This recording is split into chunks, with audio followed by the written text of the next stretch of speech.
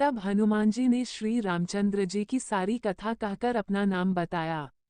सुनते ही दोनों के शरीर पुलकित हो गए और श्री राम जी के गुण समूहों का स्मरण करके दोनों के मन प्रेम और आनंद में मग्न हो गए। विभीषण जी ने कहा, हे पवन पुत्र, मेरी रहनी सुनो। मैं यहाँ वैसे ही रहता हूँ जैसे दांतों के बीच में बेचारी जीभ है तात।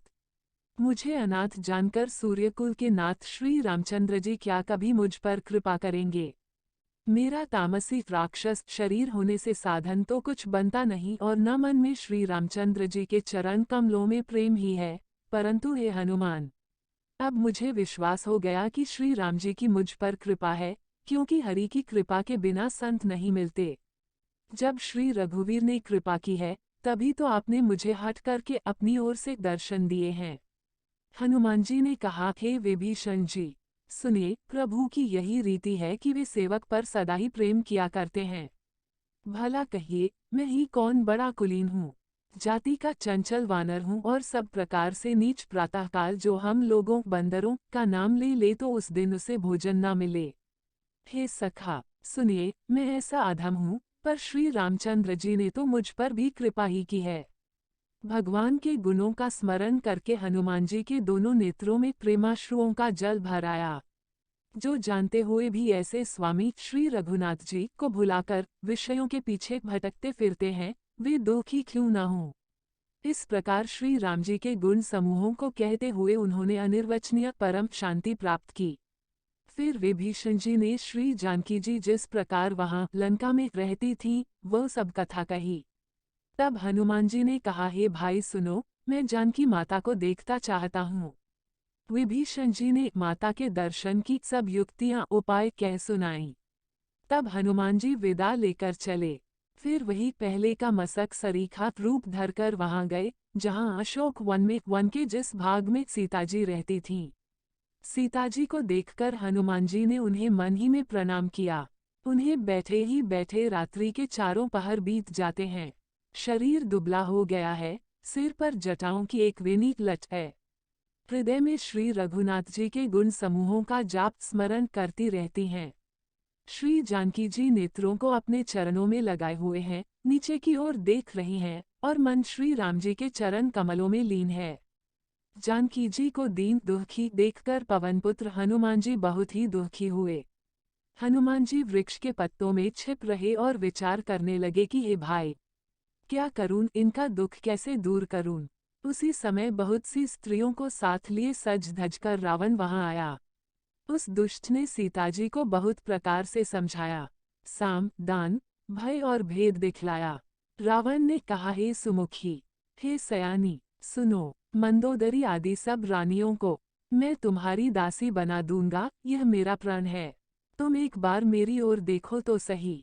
अपने परम स्नेही कोसलाधीश श्री रामचंद्र जी का स्मरण करके जानकी जी तिनके की आड़ पर्दा करके कहने लगी, हे दशमुख, सुन, जुगनू के प्रकाश से कभी कमलिनी खिल सकती हैं। जानकी जी फिर कहती हैं, तू अपने लिए भी ऐसा ही मन में समझ ले रे दुष्ट।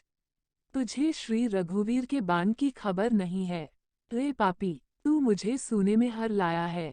रे अधम, निर्लज्ज, तुझे लज्जा नहीं आती। अपने को जुगनू के समान और रामचंद्र जी को सूर्य के समान सुनकर और सीता जी के कठोर वचनों को सुनकर रावण तलवार निकालकर बड़े गुस्से में आकर बोला, सीता, तूने मेरा अपनाम किया है। मैं तेरा सिर इस कठोर कृपाण से काट डालूंगा। नहीं तो अब भी जल्दी मेरी बात मान ले। हे सुमुखी, नहीं तो जीवन से हाथ धोना पड़ेगा। सीताजी ने कहा, हे दशग्रीव, प्रभु की भुजा जो श्याम कमल की माला के समान सुंदर और हाथी की सूंड के समान पुष्ट तथा विशाल है, या तो वह भुजा ही मेरे कंठ में पड़ेगी या तेरी भयानक तलवार ही रेशट। सुन, यही मेरा सच्चा प्रण है। सीताजी कहती हैं, हे चंद्रहास तलवार, श्री रघुनाथ जी के विरह की अग्नि से उत्पन्न मेरी बड़ी भारी जलन को तू हर ले। हे तलवार, तू शीतल, तीव्र और श्रेष्ठ धारा बहाती है, अर्थात तेरी धारा ठंडी और तेज है, तू मेरे दुख के बोझ को हर ले। सीताजी के ये वचन सुनते ही वह मारने दौड़ा।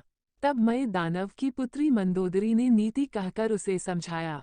तब रावण ने सब दासियों को बुलाकर कहा कि जाकर सीता को बहुत प्रकार से भय दिखलाओ। यदि महीने भर में ये कहा न माने तो मैं इसे तलवार निकालकर मार डालूंगा। यूं कहकर रावण घर चला गया। यहाँ राक्षसियों के समूह बहुत से बुरे रूप धरकर सीताजी को भय दिखलाने लगे। उनमें एक त्रिजटा नाम की राक्षसी थी। उसकी श्री रामचंद्र जी के चरणों में प्रीति थी और वो विवेक ज्ञान में निपुण थी। उसने सबों को बुलाकर अपना स्वप्न सुनाया और कहा, सीताजी की सेवा करके अपना कल्याण कर लो। स्वप्न मैंने देखा कि एक बंदर ने लंका जला दी। राक्षसों की सारी सेना मार डाली गई। रावण नंगा है और गधे पर सवार है। उसके सिर मुंडे हुए हैं, 20 भुजाएं कटी हुई हैं। इस प्रकार से वह दक्षिण यमपुरी की दिशा को जा रहा है और मानो लंका विभीषण ने पाई है। नगर में श्री रामचंद्र जी की दुहाई फिर गई। तब प्रभु ने सीताजी को बुला भेजा। मैं पुकारकर निश्चय के साथ कहती हूँ कि यह स्वप्नचार कुछ ही दिनों बाद सत्य होकर रहेगा। उसके वचन सुनकर वे सब राक्षसियां डर गईं और जानकी जी के चरणों पर